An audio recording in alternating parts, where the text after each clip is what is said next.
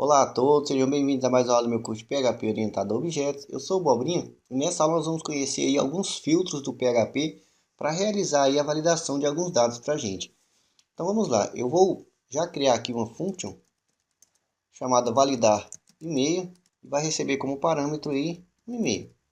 Dentro eu vou utilizar aqui um if e vou utilizar um filter var, ou seja, para validar aí uma variável. E na minha primeira opção aqui eu vou colocar o meu e-mail, que eu vou receber ali do parâmetro. E na segunda opção eu vou colocar o tipo de filtro que eu quero colocar aqui. Então eu posso colocar filter, vou colocar aqui var. E perceba aqui que o NetBeans ele já me mostra aqui várias opções de filtros que eu posso utilizar. Nós vamos utilizar alguns, tá? Mas é importante que você utilize todos para ver aí o funcionamento de cada um deles. Eu vou utilizar aqui então o validate e-mail. E se passar pelo filtro, eu simplesmente quero que me retorne true, ou seja, me retorne verdadeiro, se não, me retorne falso. Criei aí minha funçãozinha para validar e-mail utilizando aí um filtro.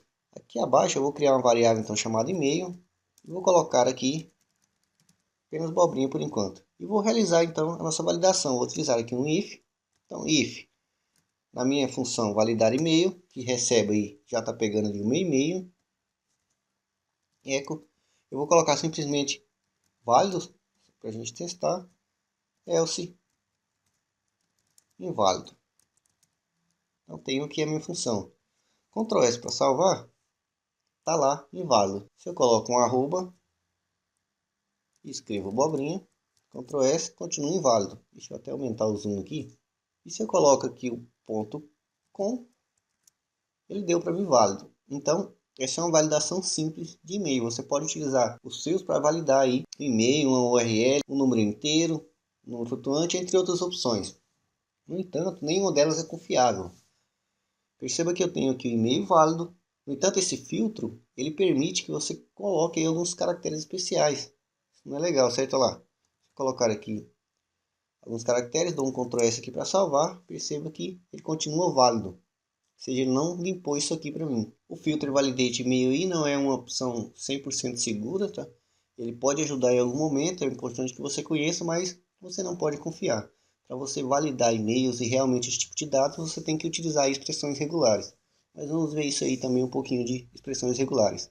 Então vou apagar aqui, Ctrl S para salvar. Perceba que se eu deixar também aqui um espaço, perceba, deu um espaço, eu tenho um e-mail verdadeiro. Imagine que você está recebendo esse e-mail aí de um formulário, é muito comum os usuários deixarem espaço sem querer, dão um Ctrl S para salvar e deu lá e-mail inválido. Então o que você pode fazer? Você pode ajudar a sua função, ou seja, o filter validate, antes de chegar no filter validate, você pode tratar o e-mail que você está recebendo. Vamos ver aqui um exemplo. Por exemplo, eu vou criar aqui uma variável chamada limpa e-mail, pode dar qualquer nome, e vou utilizar aqui primeiro a função strip tags e dentro eu já vou usar também a função trim no meu e-mail. A gente já utilizou ela, já sabe que é para limpar as tags.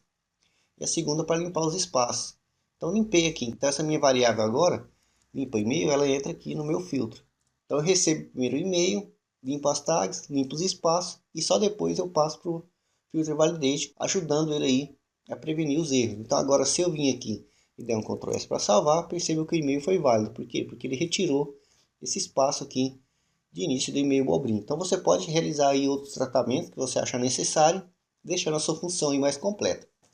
Descendo aqui eu vou criar mais uma função chamada function validar URL e recebe aí um URL como parâmetro. E vou novamente utilizar a mesma coisa, vou até selecionar aqui em cima, copiar aqui abaixo e vou mudar apenas a variável aqui que agora vai ser o URL e o filter agora vai ser o validate URL.